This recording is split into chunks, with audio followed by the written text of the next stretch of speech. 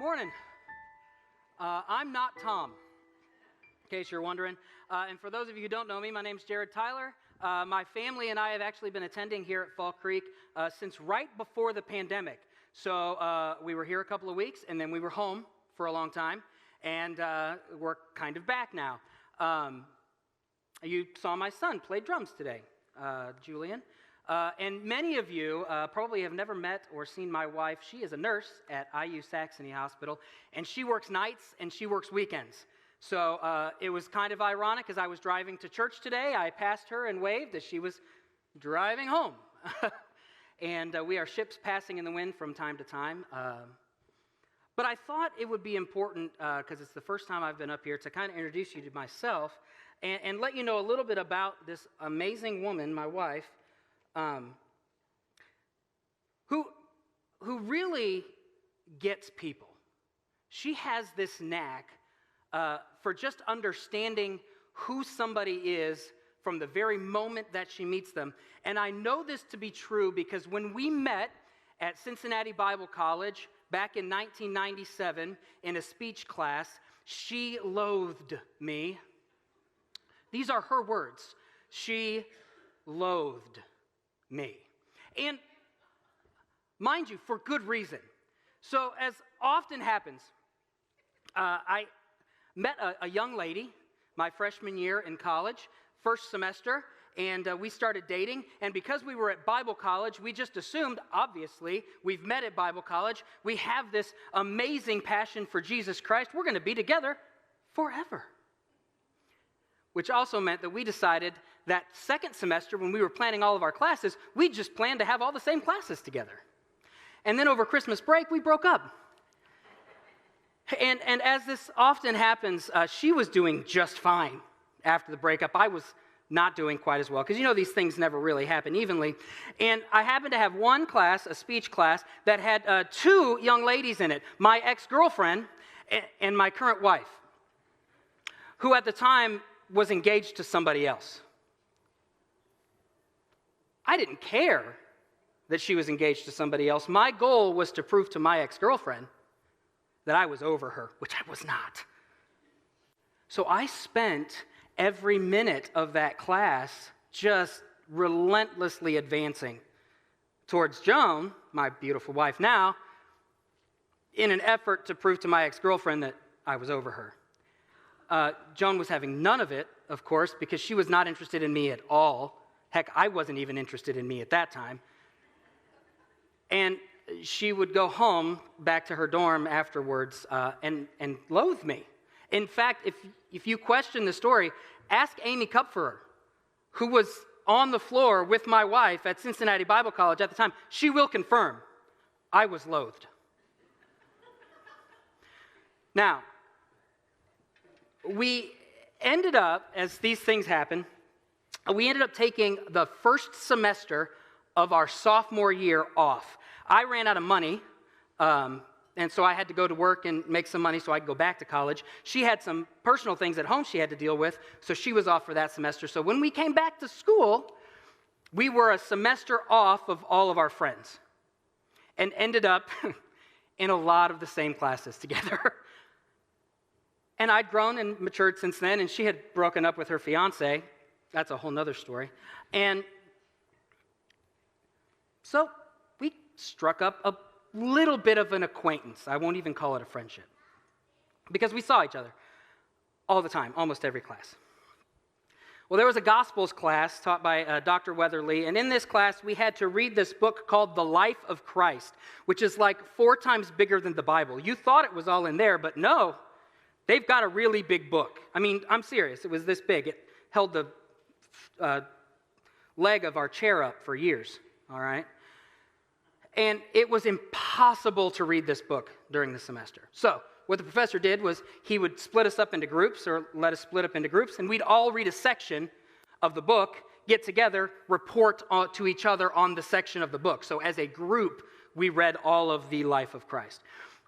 I happened to have a friend named Eric Fry in that group, in that Gospels class, and he was also friends with Joni, my wife, and so we ended up in the same Gospels group.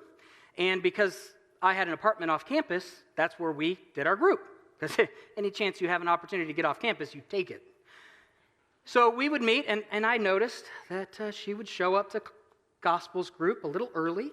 She would often stay a little longer, and we'd talk.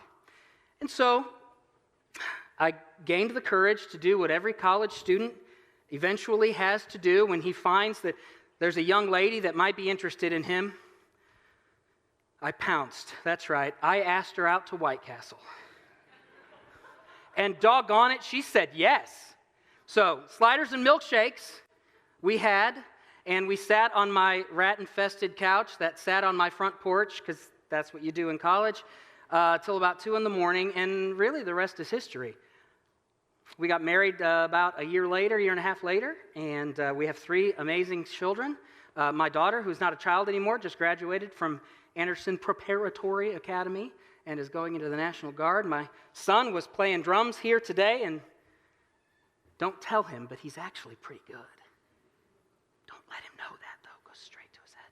And then I have a 12-year-old, Jacob, who knows more about Nintendo than any person I've ever known in my entire life. I don't know what he's going to do with that information, but there is some pride there because with his Christmas money, he went out and bought a Nintendo 64. And those of you who are smiling know how cool that is, right? Those of you who don't, it really isn't that important. All right. This past week, we got my daughter graduated, had a big open house, and then we took our boys. It was kind of odd because it was the first time we went on vacation without my daughter. And as my wife and I are waiting for the boys to finish some roller coasters and things like that down at Holiday World, we just got to talking about how weird it was and how our lives are going to change over the next 5 or 6 years. And our daughter was born just about a year after we got married. We didn't have a lot of time of just her and I.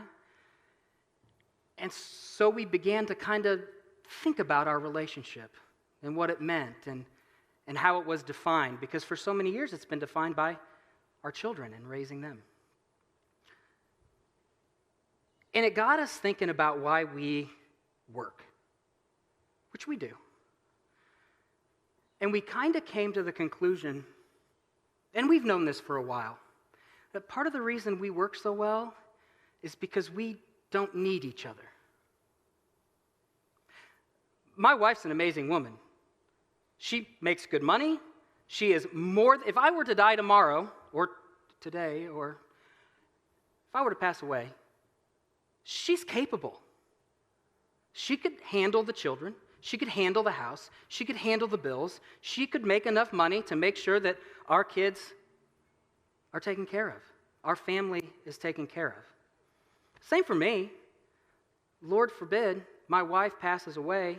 I'm confident that I could rear our children. It would be difficult and hard, and I wouldn't want to do it, but I would make enough money to support them. I could make the decisions required for our family. We're not together because we need each other. We're together because we want to be together. We like to be together. There's a piece of art, it's some boards with some words on it in our living room that says better together, and that really is our mantra. We just know we're better when we're together. So God's creation was made to be in line with its creator. And just like we humans are better when we're together, God created us to be together with him. Granted, God cannot be better than he is or was or ever could be, but his creation is better when we are with the creator. Our very existence is due to the idea that God desired to be loved by something that didn't have to love him back. In order for that creation to choose to love him, we had to have the option to choose not to love him. And thus, evil was allowed to enter the Garden of Eden in the form of a serpent to offer up a choice. Now, we've been working through the Book of Esther, and in the passage that we're working on today, Esther is going to be presented with 3 questions. Here they are. Where is the evil that forces Esther to make a choice? Where is God? And where should Esther go next? So we are forced to deal with these questions ourselves on a regular basis. So let's look how Esther dealt with them, and hopefully we can gain some insight in how God wants us to respond to them as well. So I'm going to sip a cup of coffee here, and then we'll get into a little bit of review of where we are in Esther. I'll be honest, I had an open house last Sunday, and then we went directly to Holiday World from there. And then I got back to work on Thursday, and there was a huge project that was supposed to be done when I got back that nobody did, so I had to do it. I didn't listen to Tom's sermon last week. I have no idea what he said. So if I'm way off, one of us is wrong, you can decide. But let's recap where we are with Esther. So Esther's been living in the palace, right? And Mordecai, her cousin, hears of this plot against the Jews. Haman is out to annihilate the Jews from the kingdom, and Mordecai knows that there is very little hope. But here his cousin Esther is placed closer to the king than anybody else, than any other person in the kingdom. So word gets to Esther that Mordecai is distressed. He's torn his clothes, he's covered himself in ashes, he's sitting at the front gates of the city. He's reaching out, hoping that somebody notices what's going on, right? And he gets it, right? It happens the way he planned it. Those that are close to Esther, namely Hathach, which is a fun word to say, they see Mordecai and they bring his condition to Esther's attention. And this is the point at which Esther is faced with the evil. See, she's been living in the palace the whole long. She had no idea that this plot was out against the Jews. Haman, who she knows is now the deliverer of the evil that is coming, forces her to choose whether or not to act. She hesitates. And she hesitates for good reason, right? Because you don't just strike up a conversation with the king. No, you have to be invited to be in the presence of the king, and she hasn't been invited. In fact, she hasn't been invited to be in the presence of the king for like a month. Just showing up unannounced in front of the king could mean a death sentence for her.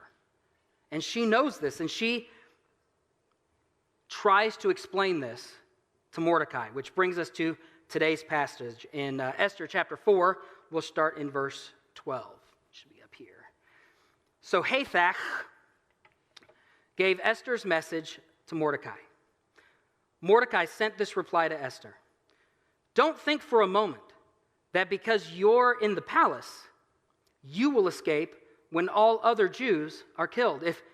If you keep quiet at a time like this, deliverance and relief for the Jews will arise from some other place, but you and your relatives will die.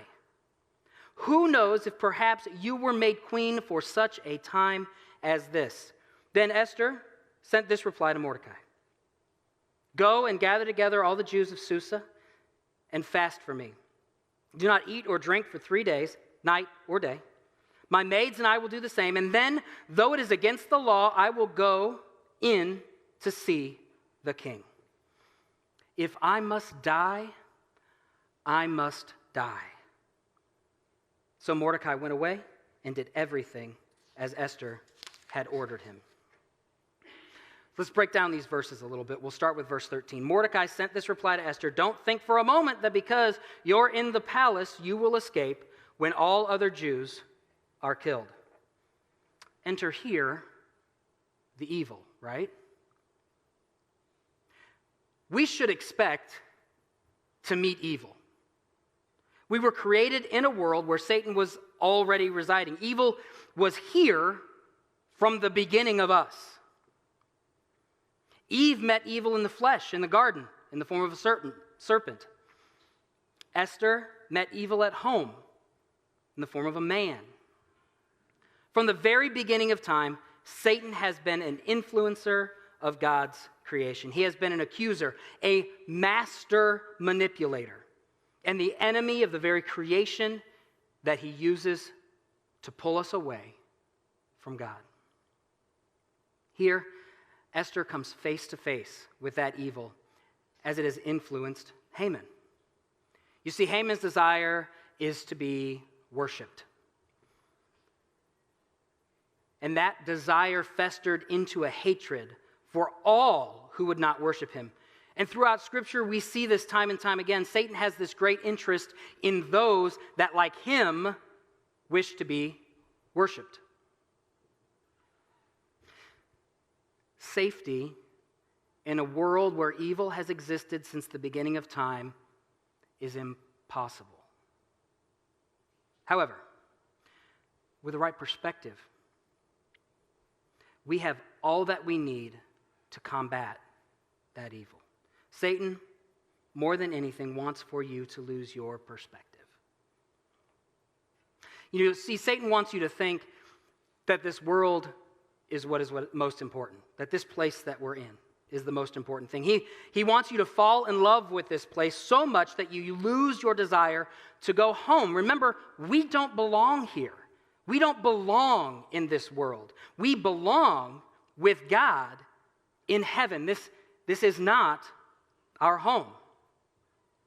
I love my family. I love my wife. I love my friends. And honestly, I love this world that God has created for us.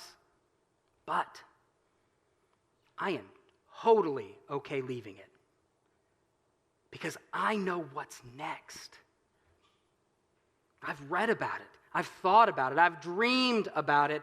I am absolutely certain that I don't belong here. We have a very important mission here on earth. When we go to heaven, we want to take as many people with us as possible. That's the mission. That's the goal. Mordecai, in this passage, recognizes this truth. He has the correct perspective that we're talking about, right?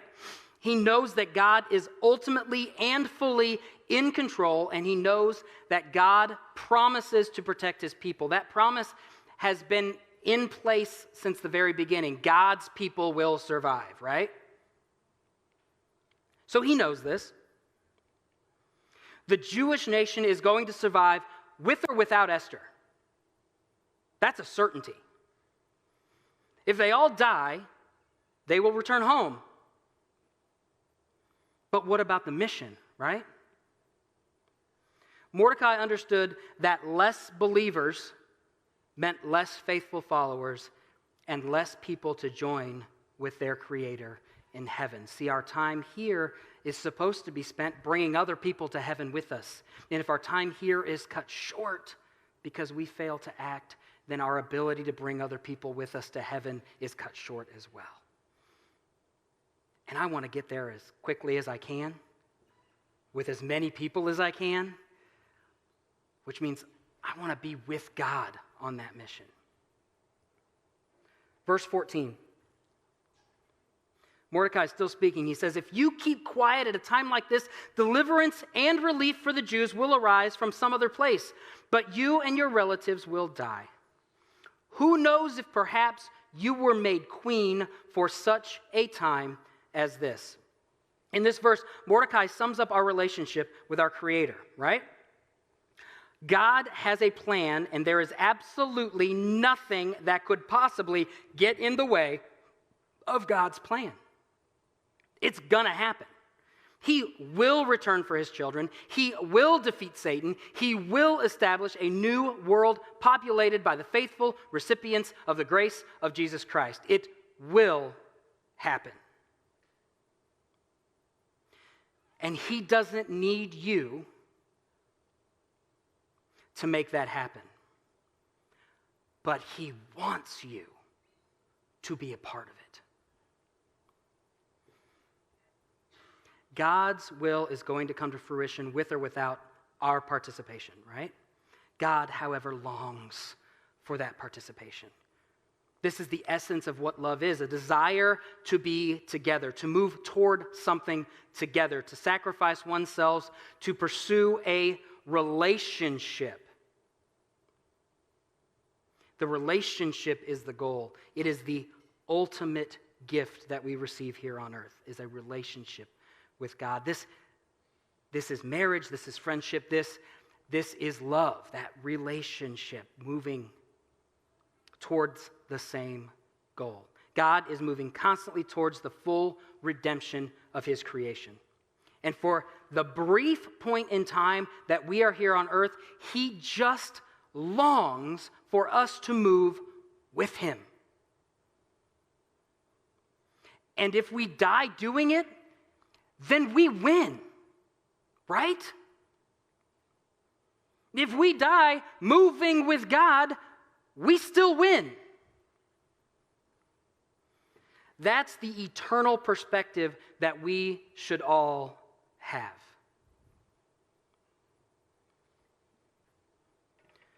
So Esther's faced with a choice. Verse 15. Then Esther sent this reply to Mordecai.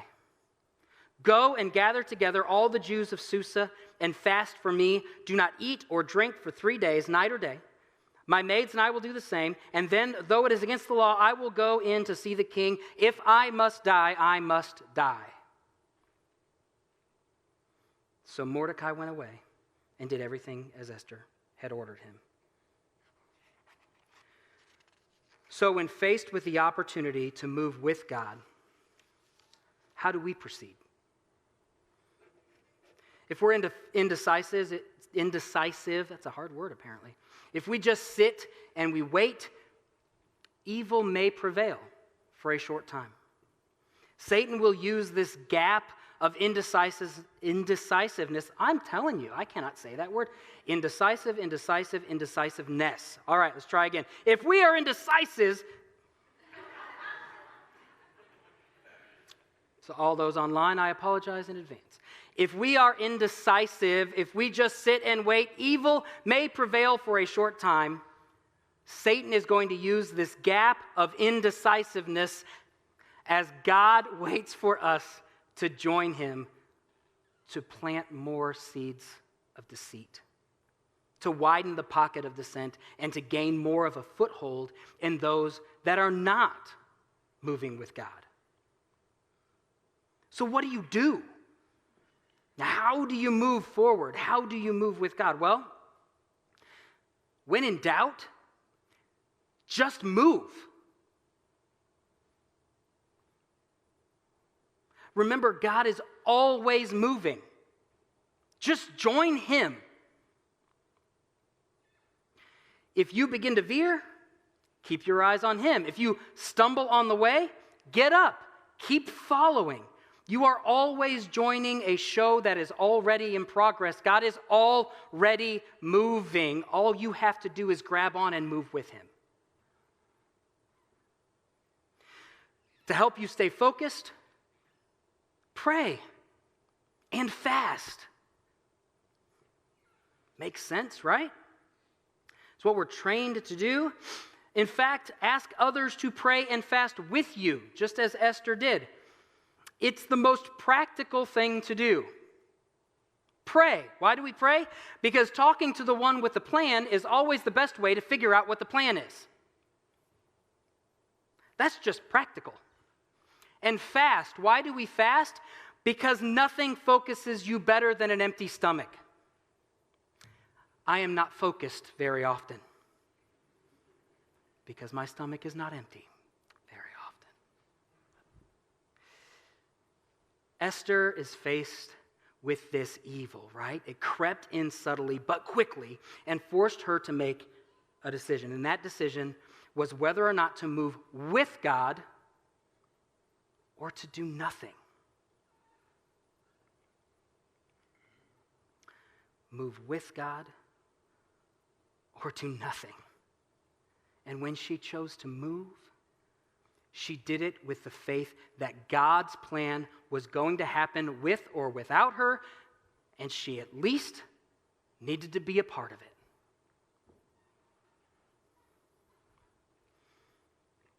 Esther was faced with three questions that we're constantly faced with as Christians today. How are you answering these questions? The first question is this: where is evil subtly creeping in on your life? It's the way you speak. It's the way you speak online. Is it the way you speak to your wife, to your spouse, to your children? Is evil subtly creeping in the way you speak to your coworkers, your classmates? Is it the things that you choose to spend your money on that evil's creeping in, right? Are you choosing to spend your money on things that pull you away from a relationship with Jesus rather than push you towards one? Only you can answer that. Is it indifference, acceptance, pride?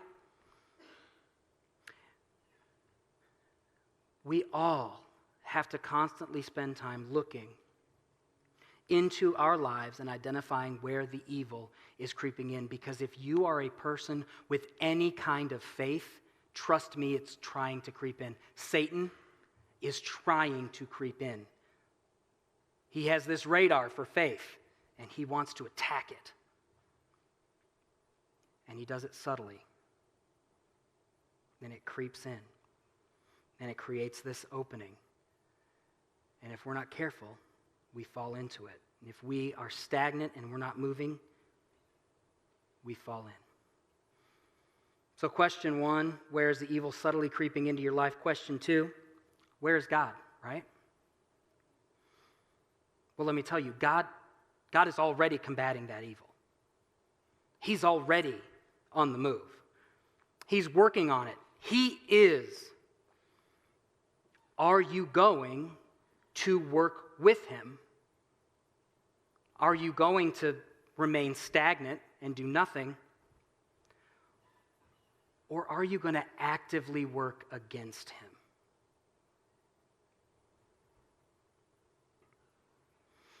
Remember that the only reason that evil is allowed to exist in the first place is to give you a chance to be a part of him snuffing it out. This is why there is free will, why there was a tree in the garden that was off limits, why Satan was allowed to access us after he was cast down, why God allows bad things to happen so that we can be part of a relationship with him, so that we can choose to love, so that we can choose to move with him, so that we can choose to have the relationship that he created us to have. You see, the question here isn't actually where is God. We know where he is. The question is, where are you? Are you moving with him? Or are you sitting still? And the third question, where do I go from here, right? This is the one we get stuck on so often. We see the evil, we see God moving, and we freeze. Satan, the accuser, the manipulator, makes sure that we are flooded with excuses not to act. He would love for you to turn away from God, but even if you're going to heaven, as long as you're not taking anybody with you, he still wins.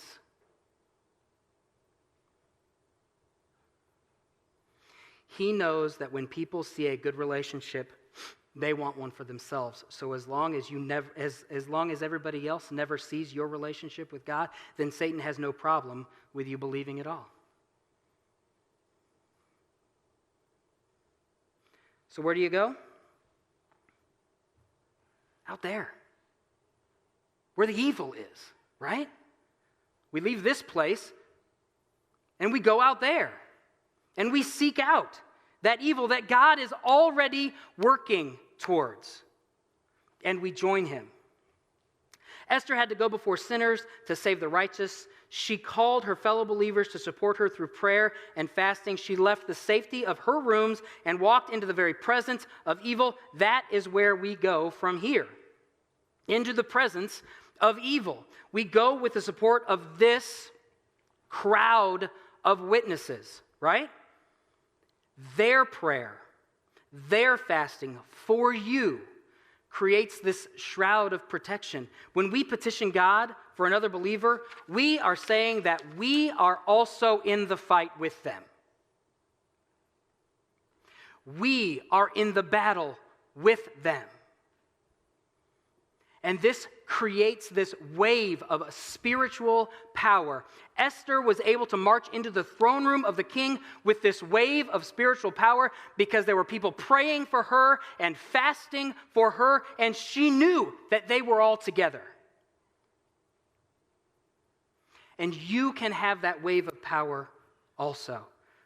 Guys, I've felt it all week. I've gotten at least 1, 2, 3 texts a day when people found out that I was speaking today.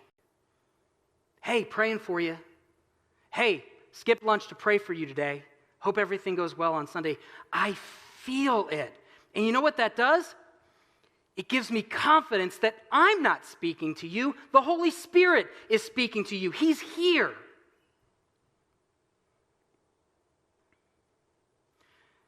We can have that power through each other. So, what happens now? Okay. There's this game that I like to play. It's all about relationships, and if played properly, it really will deepen your relationship with another person. It's called Truth or Dare. Okay? Not only has it deepened relationships that I've had over the years, it's also created some not so flattering pictures on Facebook of me doing ridiculous things. However, I'd like to change it up a little bit. I'd like to leave you with something similar to Truth or Dare. It's called Truth and Dare. So here's the truth. Jesus died so that you have the opportunity to go home to heaven. Truth. Heaven is your home, and this world and your response to the evil that is here is only your opportunity to freely choose to go home. We're placed here so that we have the option to go with God. And if we go with God, we go home. Truth. Satan wants nothing more than for you to waste that opportunity.